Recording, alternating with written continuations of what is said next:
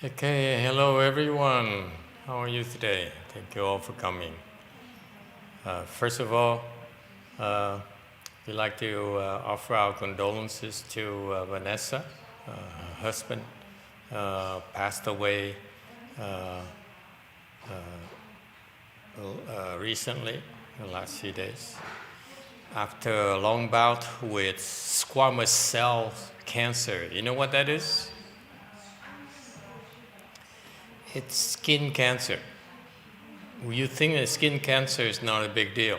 Actually, this is squamous cell skin cancer, meaning that it now he had a long fight with it. It was very painful for him. And the skin had some problems, like if you go out in the sun too often, you develop that, and you don't pay attention, and it now spread throughout the whole body. And by the time we knew about it, the doctors know about it, it's too late. So we've been fighting this losing battle for a while, a month and a half. And finally, the doctors did everything they could. We couldn't help much either. So he passed away. Okay. So it's a lot of suffering in this world. Every time that happens, it reminds me how much suffering there is in this world. And I don't know why people are so attached to it. We accept in this world as suffering as a way of life. You see, when it's time for you, when the sickness comes, that's one of the sufferings. It's a lot of pain and suffering, not only emotionally but monetarily. Not only you, but your family members as well.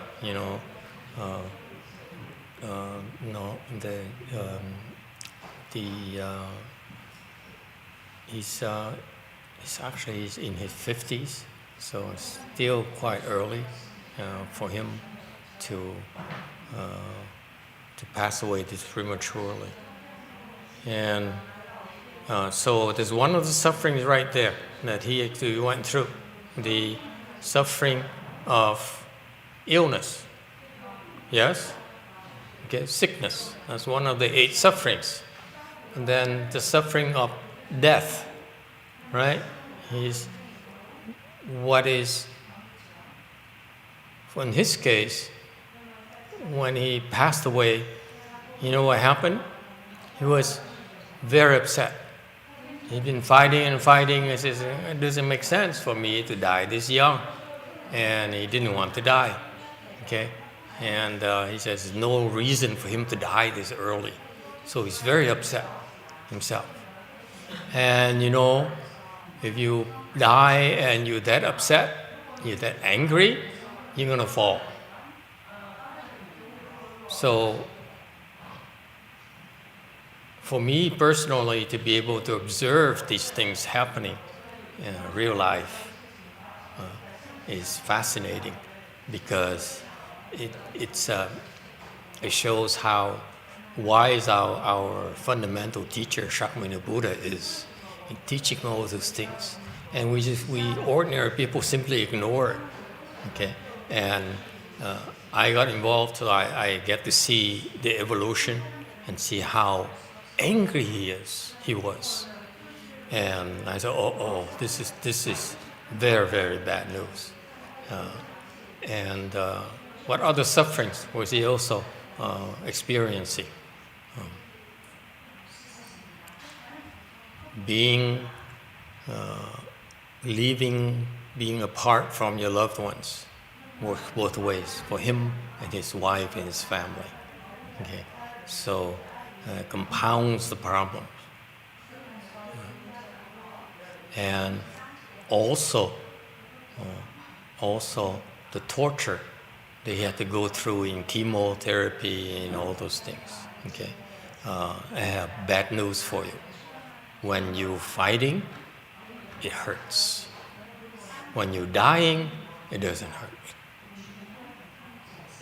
With the way it works in the way when we medal, when you're fighting for it, physically it hurts. Mentally it doesn't bother you, but physically it hurts. The body is dying and you're repairing it, so it hurts. But so it's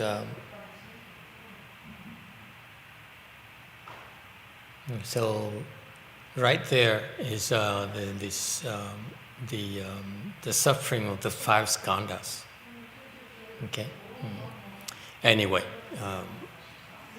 I was concerned when he first passed away last week, last Thursday, I believe, the 9th, Thursday or Friday, and I was very concerned, but he calmed down now after a few days. So this is when you get a chance to speak Dharma to him and say, you've been spending your life chasing after external things. Eventually you have to face the reality of a human existence. It's a lot of suffering. And now what are you going to do? You're going to fall. And King Yama reminded him as well. King Yama said, you better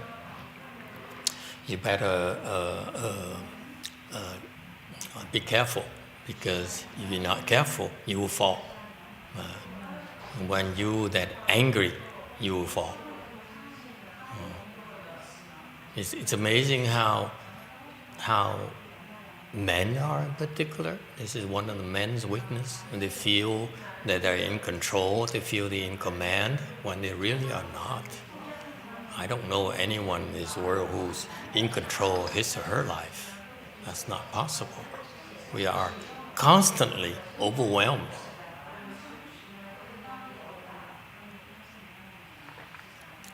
Okay? So anyway, that's what we are. Anyone has any questions or comments?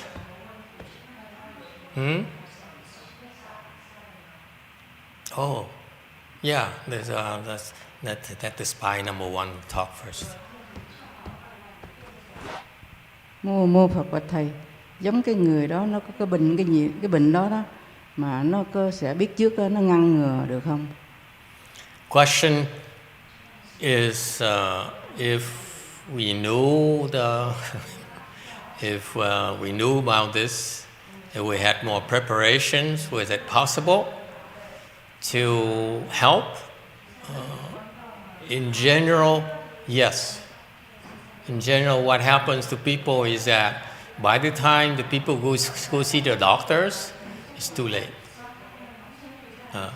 However, if they were prepared, like in Buddhism, we have things like you prepare, you go to the temple and recite the Buddha's name and vow repentances, or you have use medicine master Dharma. We need to plan to do the medicine master Dharma repentance. Okay, that should work very well. Should be very useful for you as well. So, if you have better preparations, in general, you have a fighting chance.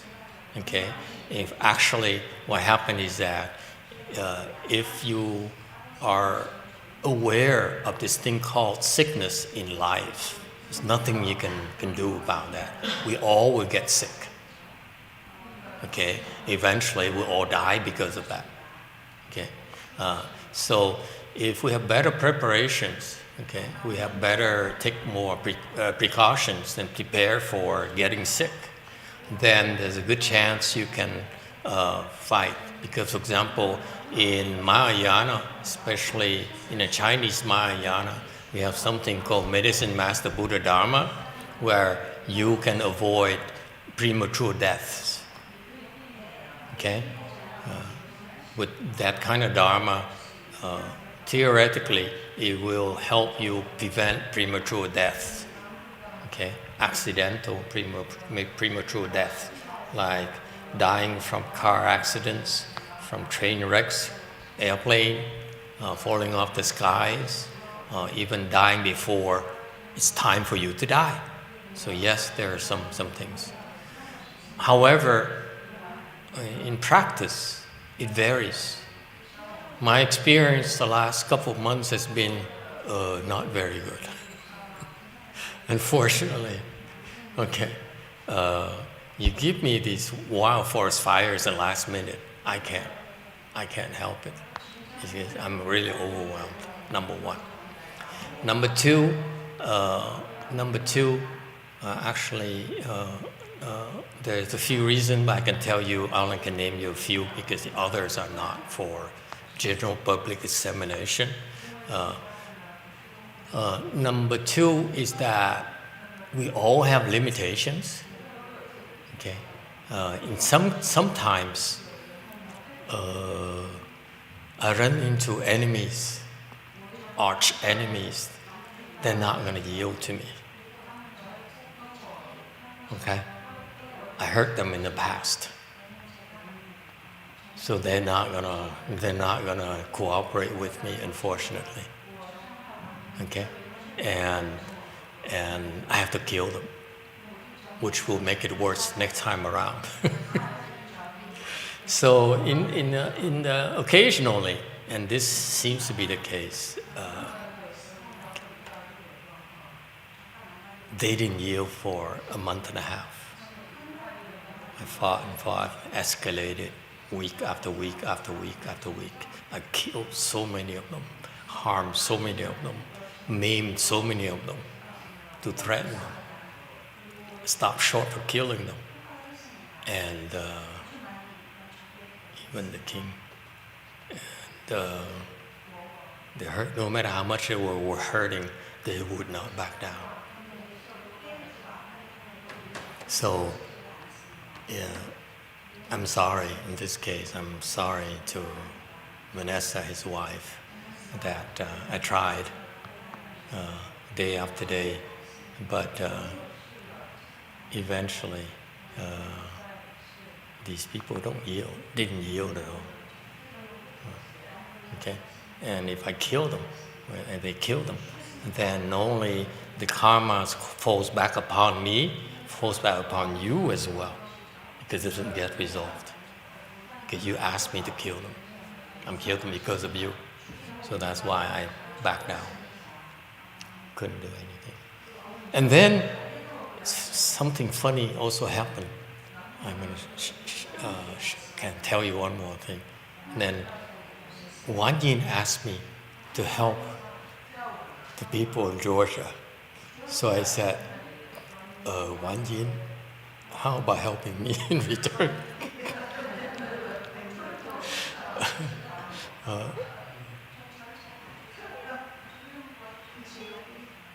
I said, the timing is perfect, you know. You don't have to pay me. How's that? I didn't go that far. I'm cheap, but not that cheap. I know my places. So I asked YongHua as well. And didn't seem to work. So it's not entirely my fault.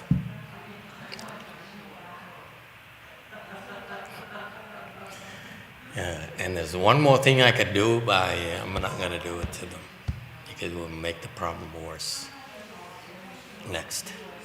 But however, next time, the next time I probably wouldn't take these cases. I prefer to take care of you because I'm busy enough. She called me, Vanessa called me out of nowhere. She was saying she was found out her husband had cancer and bad, so she was looking for how to pray to YongHua with sincerity. And we have a Dharma glimpse, we have a short thing that she found on the internet that talked about sincerity. praying with sincerity. That's how she contacted us. But first thing I said is, no, I'm sorry. I don't have time for outsiders. Especially, I don't even know you, you know. And when there's money involved, regular people see it as I'm trying to rip you off, okay? And especially the Vietnamese, she's Vietnamese. Vietnamese are used to going to Vietnamese temples and getting free services. Okay, if there's such a thing in the world, in this life as free, I don't subscribe to that. Anyway, so I said, no, I'm sorry, I don't. I am sorry, I'm not interested. I don't have time. And somehow something happened, and I decided to take her on. But I failed. So all I have left now is make sure he goes to the Pureland. Yes, that spy number 1. You can go back and tell your masters that I failed. I'm not happy about it. Cái đây có một cái nhân viên. Mô Phật và Thầy, ông kể một cái câu chuyện em ghẻ ngọ đó. Qua đời bữa nay là ngày 5 tuần rồi. Bữa nay là 5 tuần rồi. Tuần thứ 5. Thầy ổng đâu có muốn chết đâu, mà ổng đâu có bệnh, đâu có gì đâu, biết không? Là một cái đó, ổng mơ ước một cái đó là kêu bằng một cái là không có lợi cho ổng. Không có lợi cho ổng. Mà ai nào nói là ổng chết như vậy sung sướng, tôi thấy không có được sung sướng. Tại ông không muốn chết, ông còn mơ ước một cái chuyện mà phải mơ ước một cái tốt á, thầy còn ấy, mà mơ ước một cái đó không tốt. Rồi đó, thầy ổng bữa sáng đó thầy ổng còn muốn bữa thứ Bảy đó thầy ổng đi chơi rồi. Rồi Chủ nhật thứ Bảy tối đó thầy ổng còn hẹn người em ổng ngày mai sáng 7 giờ muốn đi đâu nữa. Muốn đi một cái đi làm một cái công việc gì nữa. Xong á thầy ổng sáng 7 giờ cái ông thức dậy làm như ổng đờ vậy đó, làm như lắc vậy đó, làm như không được ấy. Thầy ổng không được tỉnh táo, thầy ổng nghĩ lại, ổng nói thôi để ông nghĩ một chút khỏe rồi đó ổng sẽ đi, biết không? Đó, ổng đâu có chuẩn bị một cái chết đâu. Xong cái ông mới đi, ổng mua đợi tới 8 giờ rồi còn chưa khỏe nữa, chưa khỏe là còn lại nó còn lại cái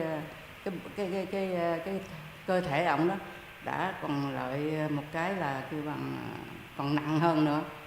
Rồi cái em ngồi mới lấy chai dầu mà chừng đó cứu ổng là ổng sống, ổng không có chết.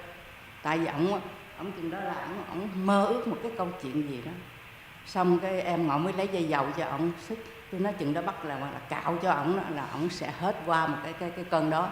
Thầy ổng thấy mệt quá chừng cái em ngồi mới nói thôi bây giờ nấu miếng cháo cho ổng ăn. Cái ổng ăn, nấu miếng cháo ăn vô một cái ổng ói là thấy không xong rồi, là 9 giờ mấy rồi. Cái em ngồi mới nói bây giờ gọi xe 911 tới đi.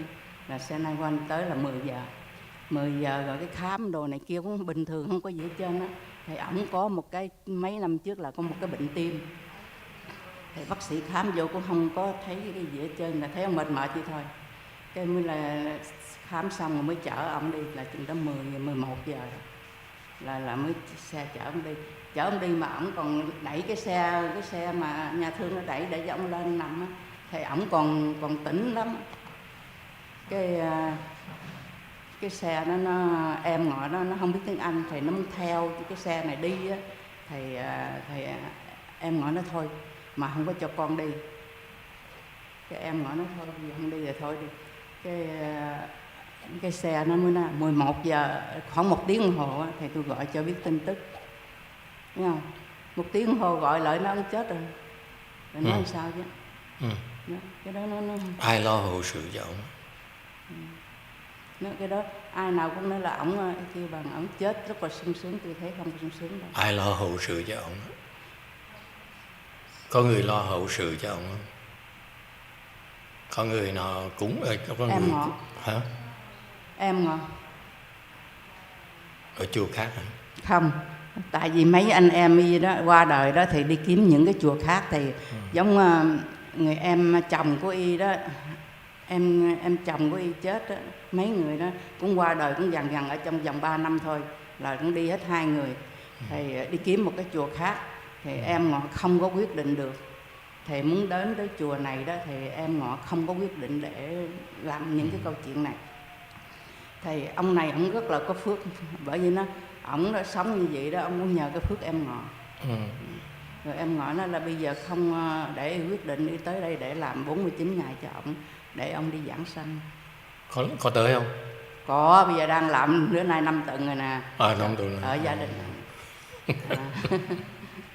Okay. Thì bởi vì có nhiều khi đó, em ngọ cũng tôi nói trời chừng đó nị mà cứu ổng đó, nị mà lấy dầu rồi cạo cho ổng đó, qua một cơn đó là ổng sẽ hết, ổng sẽ ấy biết không, mà ổng chừng đó ổng lên xe là ổng bị muốn xì chót rồi, ổng đứng không được, ổng rung hết trên mình mẩy á, là một cái đó là bởi vì cái này cũng khó nói lắm.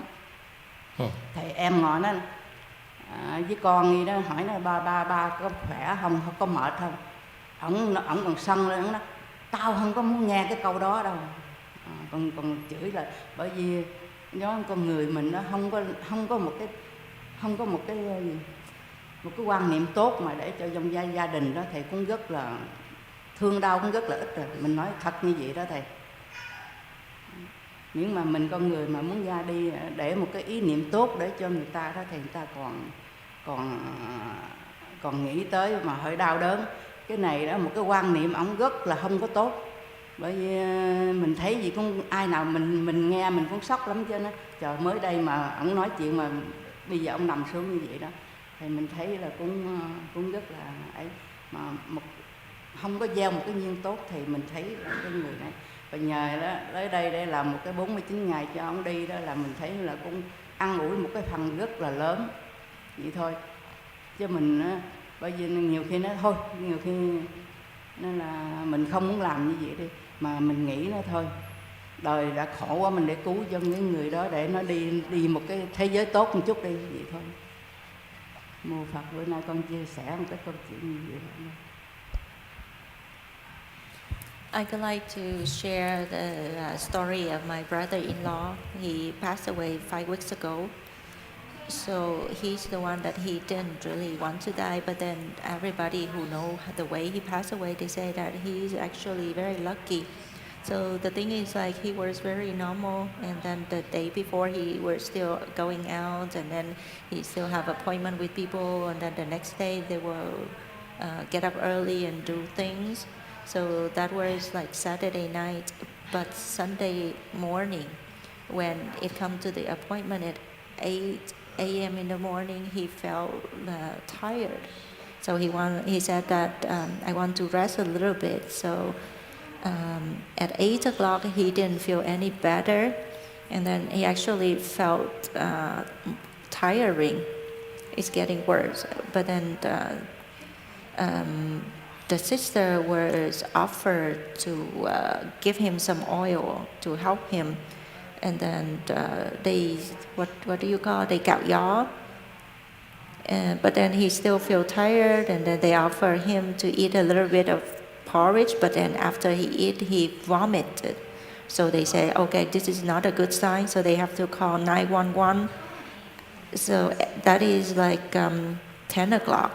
The 911 came. Then they do the general checkup, and then they know that he has a history of heart problem. But then when they do checkup, he's okay. So, but they still brought him to the hospital, and then they say that you know what, we'll get back to you after 1 hour, and then 1 hour later, the hospital just contact the family, say that he passed away. So the way he passed away is so fast, but then what I saw is he didn't really prepare to die. He didn't expect to die. And then Master asked, then who is taking care of the funeral service for him? And she said that luckily that the temple here, Master here is taking care of the funeral and doing the 49-day service for him. So Yeah, that's what I want he's to very share. lucky actually, to cut it short. And he's very lucky because the family to you looks like he has a good life and he's has a fulfilled life and good death and so forth. He was supposed to fall. Okay, so it's very dangerous. Once you pass away, once you pass, you really have no control at all over what's going to happen next. Okay, it's actually worse because you don't have control of your faculties anymore. So it's more worrisome. It's a lot more discomforting, disquieting for you. Anyway, so he's lucky. He's still not there yet. He's a hard case. Anyway, anyone has any questions? Yes, Black. Master, I had a question about creditors. I have a roommate that all through the pandemic he's paid about 2/5 of the rent, and I can't tell if I feel like he's a creditor of some form, but I don't know if I should help him out more and for blessings or to put energy into trying to kick him out. Something practical for change. Is it an acquaintance or just a roommate in general? Roommate that I've known for over a year. He works at Pepsi, and I knew him from a different job, and somebody needed a roommate. Okay. So is he a good guy, or you get along, or? I don't have a problem with him personally. It's just more of a financial thing. Financial. Yeah. And I think he was lying about getting stimulus checks from the government, and then we didn't see any of that for rent. I'm sorry, I didn't get that. Huh? Could you repeat that? I think he was lying about the stimulus checks from the government, $1,400, $1,200, $600, because we never saw that for rent, for helping out. I see. I don't know. What do you think? Should we kick him out? Yeah, Daniel has a solution, of course. He's a real counselor. He is. Yes. Hello. Red. I think I'll recommend eviction and then send him to a shelter.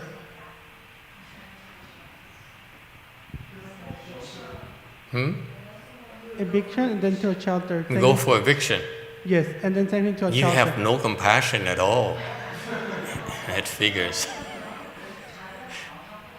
His question is, what about compassion? What about maybe he owe this guy?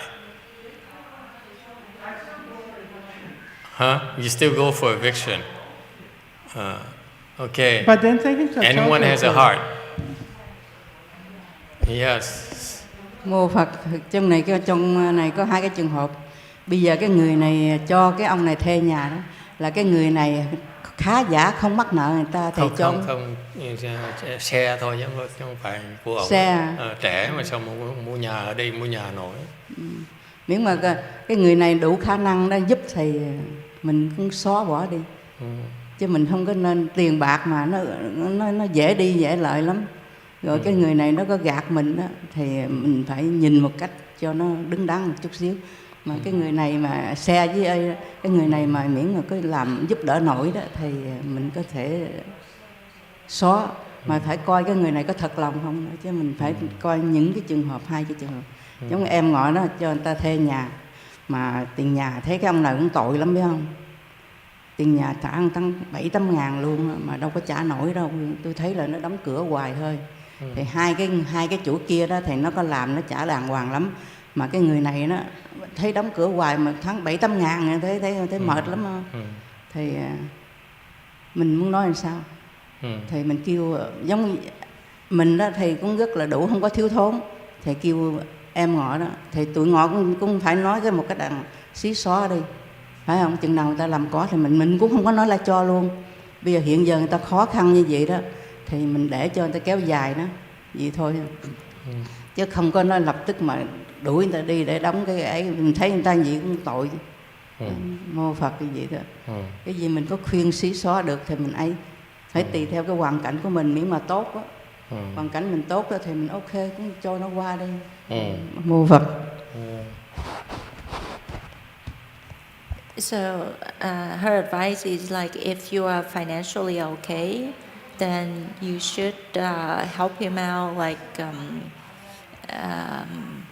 let go of that debt, but then you have to look at the person, if he's really honest or not. If you are able to help, then try to help out, and then give the person some time. If he's capable in the future, then he can pay you back slowly.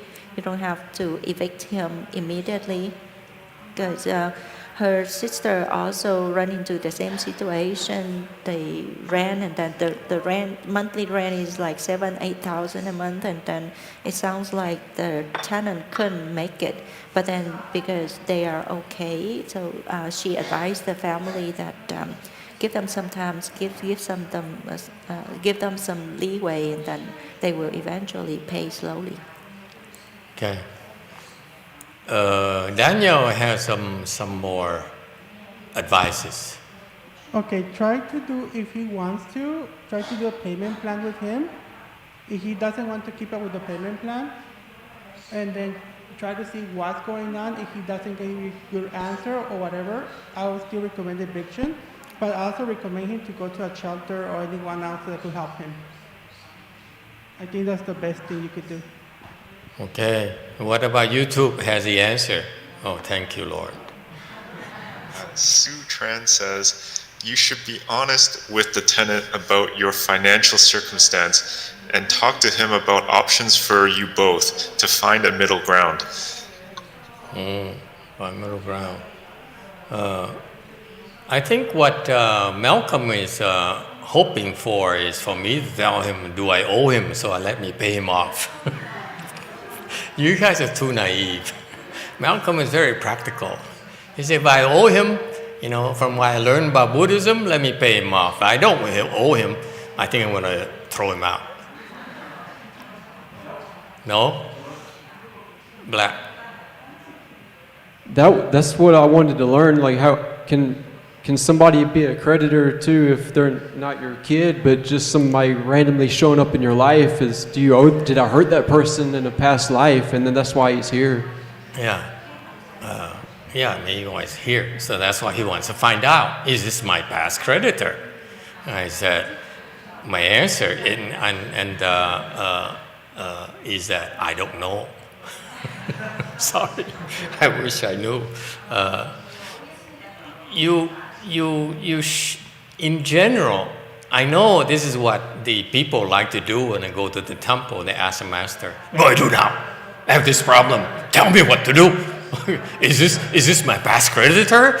Let me pay him off, or let me skip town, or whatever.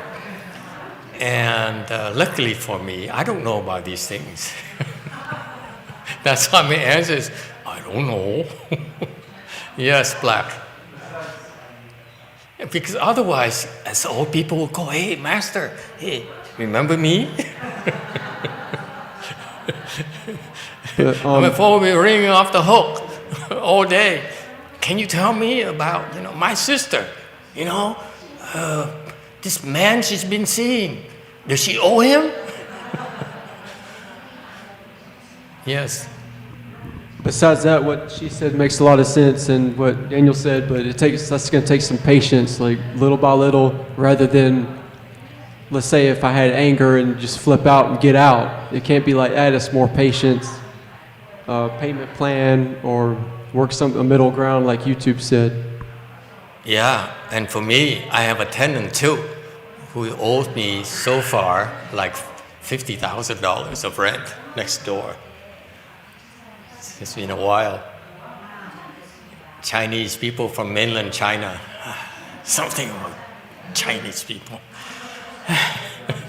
Refuses to pay, refuses to move out, makes demands and so forth. And I'm suing her. And then her lawyer came back and made 2 counter offers already.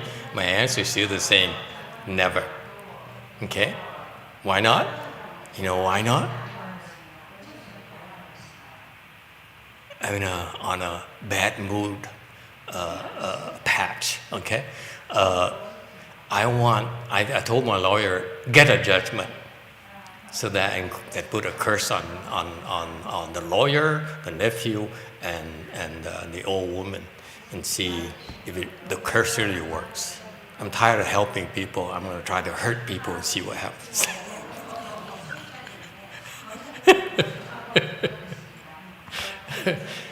So far, I figure they owe me about $65,000.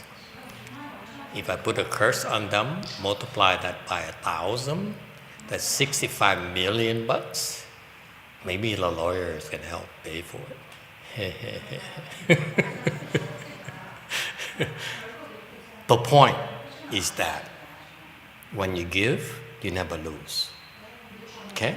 When you steal, be careful. You have to pay. With penalty. That's what the curse is about. Buddhist curse. Okay? This penalty. Okay? Depends on how you steal, how you steal. There's some consequences. Okay? So be careful when you create karmas. Good karmas carry some good consequences. Bad karmas also carry bad consequences. And you don't want to steal from the triple jewel. That's why I'm curious to see. Because the last guy who stole from me, my lawyer, conned me $88,000 with the Heng Liang fiasco. He died already, 2 years later. So I'm going to see, only white people die, or is it mainland Chinese people too?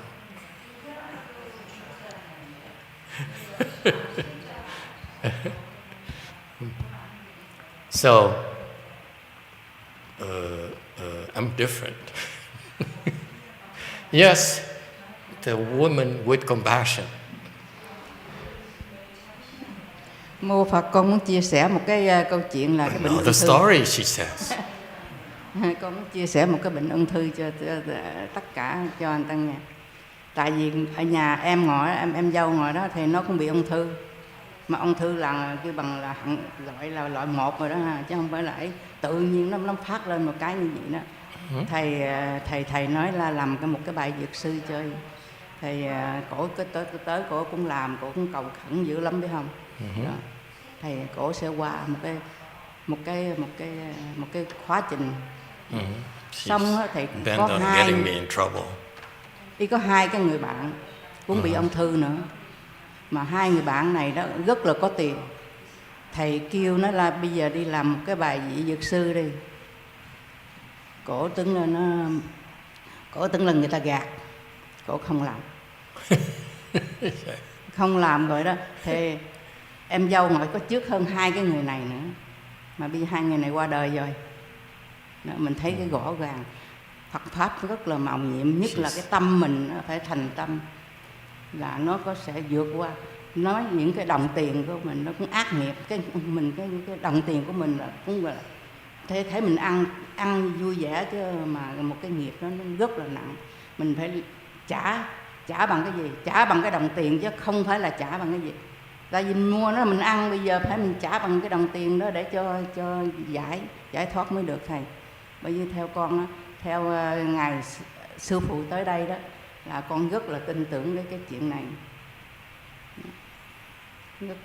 Rất tin tưởng là có cái Phật Pháp để nhiệm màu mà để giúp cứu. Là nhất là phải cái tâm của mình phải thành tâm.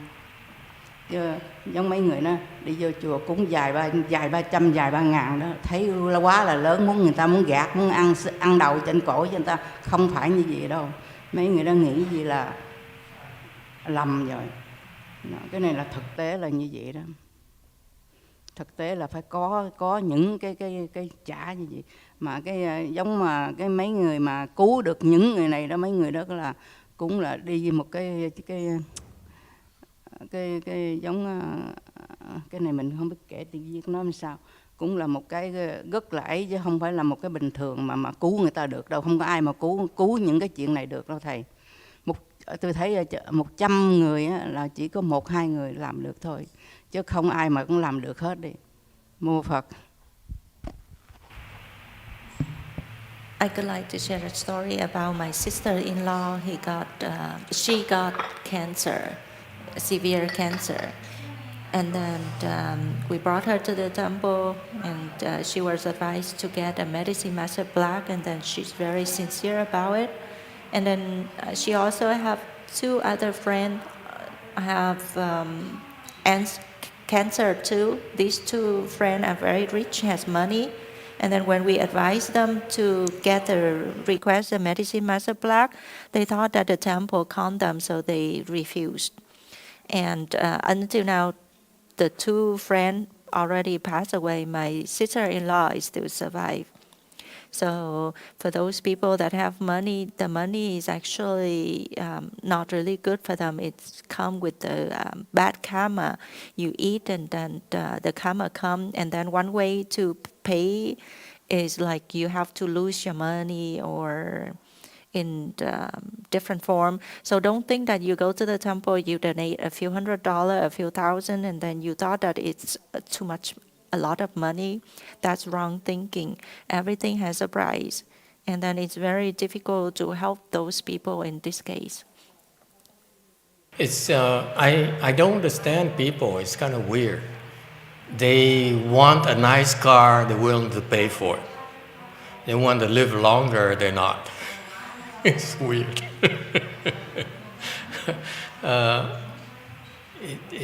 We all get what we deserve. It's okay. YouTube has the answer. Emily says, I think that if he is a past creditor, you would feel strongly about helping him.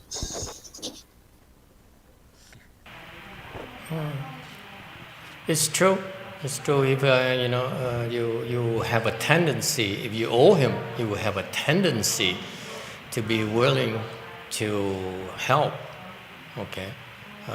However, it's not always the case. What Malcolm wants is he wants to know for sure is a past creditor,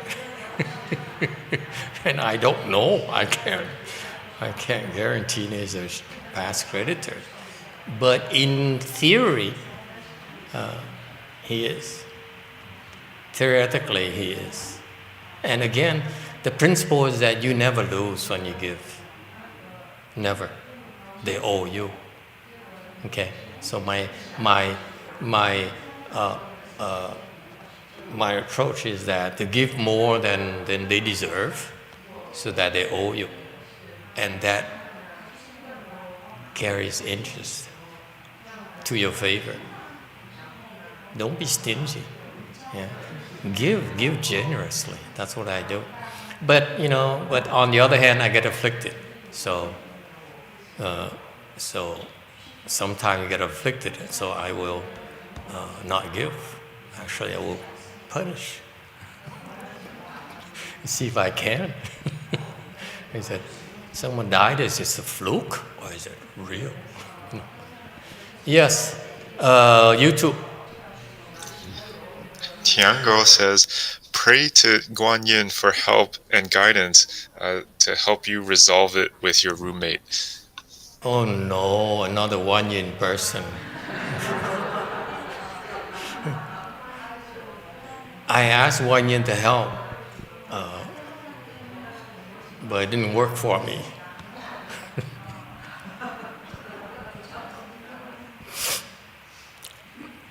I worked so hard too, 8 of them.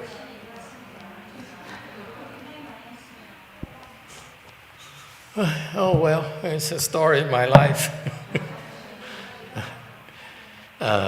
Yes, Black. Master, question. What happened when a person suicide someone said that they repeat that action over and over until 49 days up, or something like that. Is that true? They repeat what? After they die, they become a ghost. They can't repeat it anymore. They die. They don't have any body to kill themselves anymore. Okay. So that's a nonsense. You say they keep on killing themselves. Killing with what? They lost the body already. They don't even know where they are after they die. That's why these people come up with different theories, which is nonsense. How can you kill yourself after you lost it? Lost your body. You kill yourself with what? Kill what body? So, no. Answer is no. Nonsense. Okay? But for sure, if you kill yourself, it's not a good thing. You will fall. Seriously. Okay?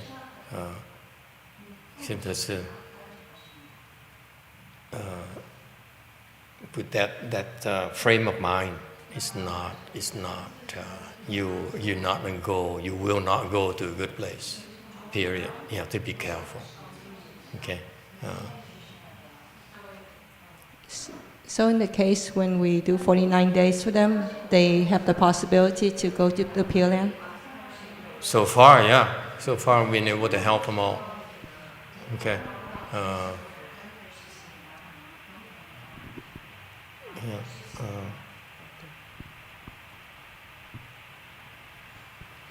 All right. Yes, Daniel. Right. I have a question. For example, let's use you in your case.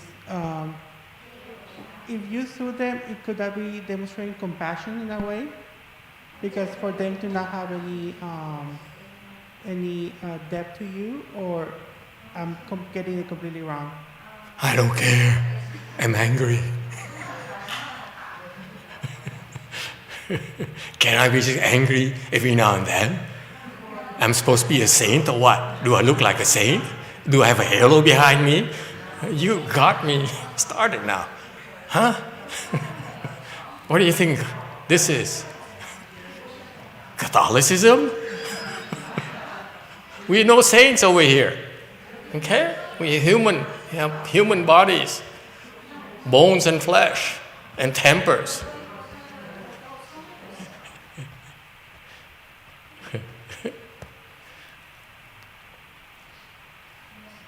I got tired. I said, well, you expect me to help people? How about I put a curse on you?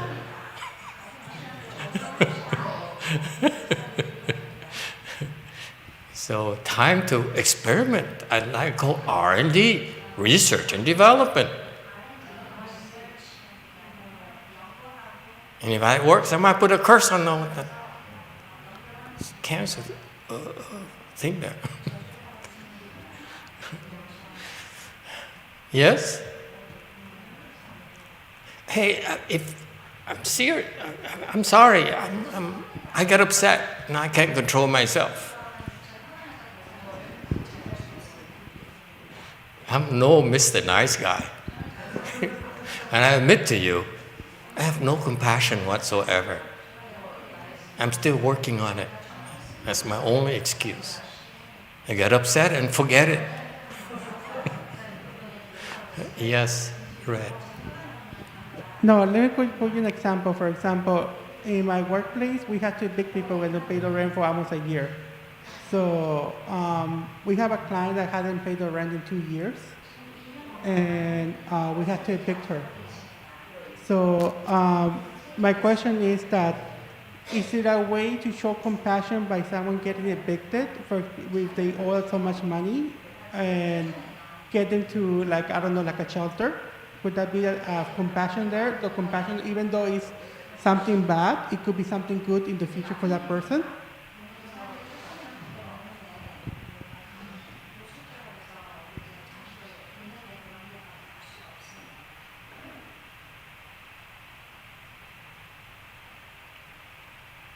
Repeat the question. I'm trying to Did I hear it right? Let's say Translation. Huh? Let me Your try. question is too long. If Okay. it's too long, my attention span is very short. So one person owes 2 years of rent. That person got evicted, and we connect them to resources to get a shelter. Would that be considered as compassionate as part of the eviction process? So someone gets evicted, you offer shelter. Is that called compassion? Yes. Compassion is you feel pain when others experience suffering.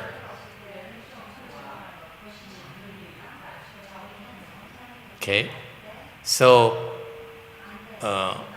yes, it's compassion if you try to help because you relieve their pain and suffering. Right? For me, my only excuse for my tenant is that I hope that something bad happens to them so that I can maybe hopefully feel the pain.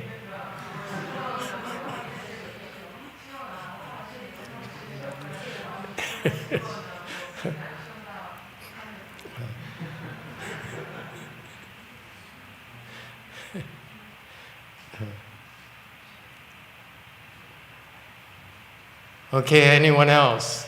Now you see the real me today.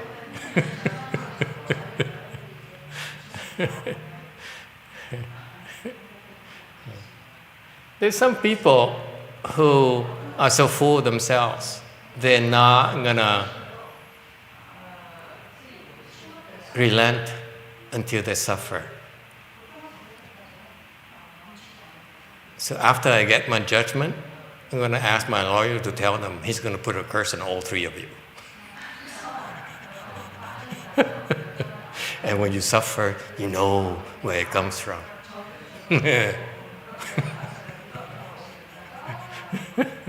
Especially when you go to the hells, he'll remind you, I told you so.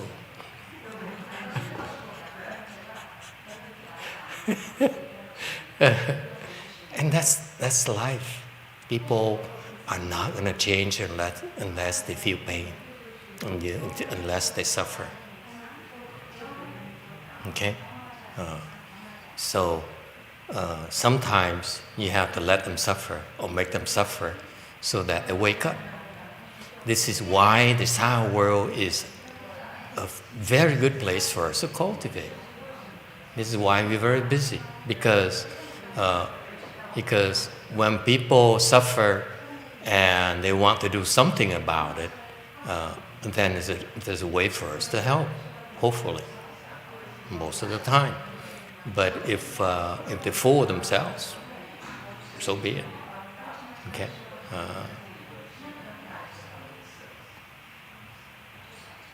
So that's why in the impure world, okay, we all suffer, and we need to spread a message, okay, that you can do something about it yourself instead of expecting the lawyer or the doctor to fix it for you.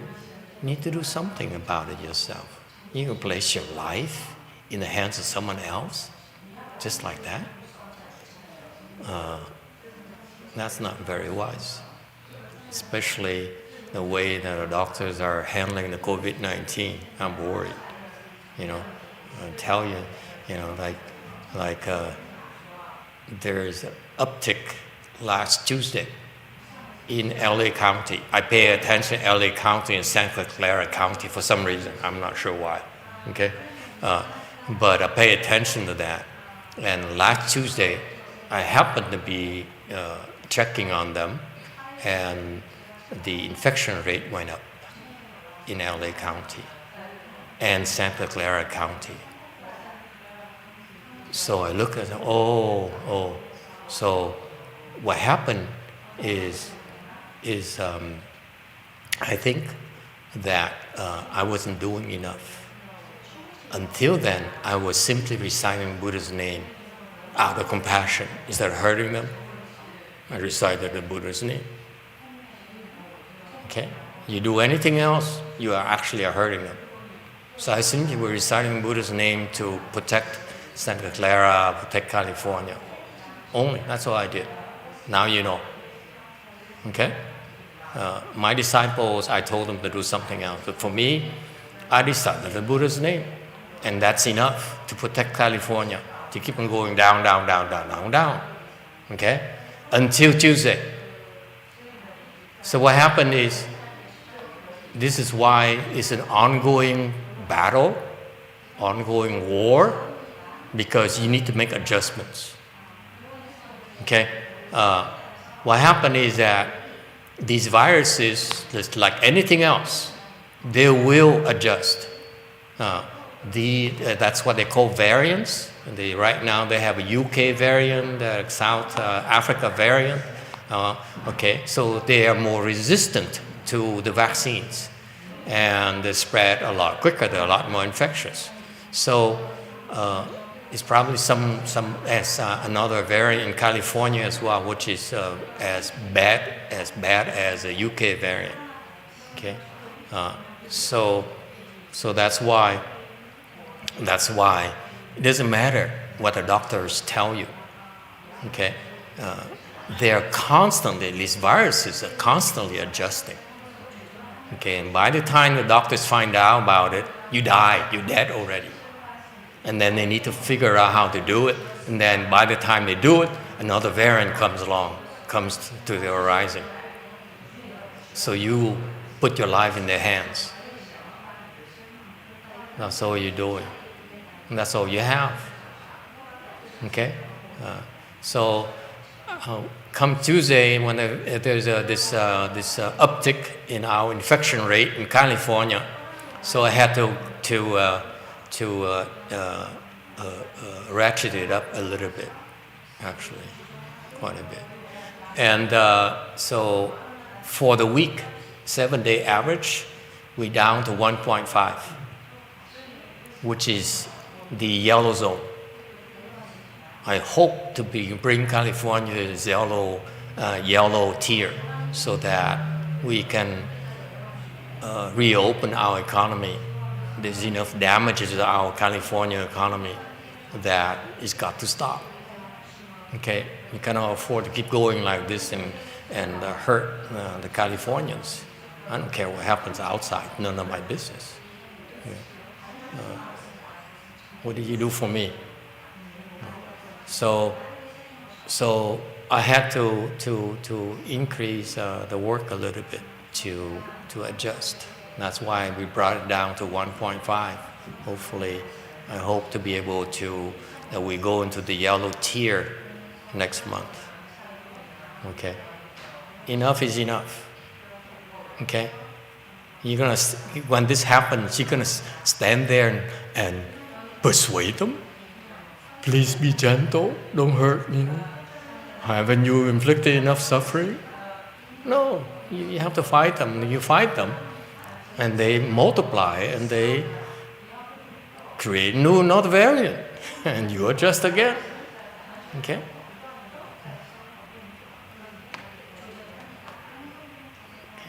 You can't place your faith in someone else's hands. That's not how I function. Okay. All right. Can we stop here or continue on with the lunch offering? Thank you, everyone. So use your judgment. That's all I say. If you feel like you can help them, help them. If this guy is irresponsible, you help them. You may be paying him off, but you're encouraging his being irresponsible. Okay? He has to suffer, then he'll change. Okay? If he needs to change, he has to suffer. Simple as that. I get upset when these Catholics have bad attitude, thinking that they can get away with it.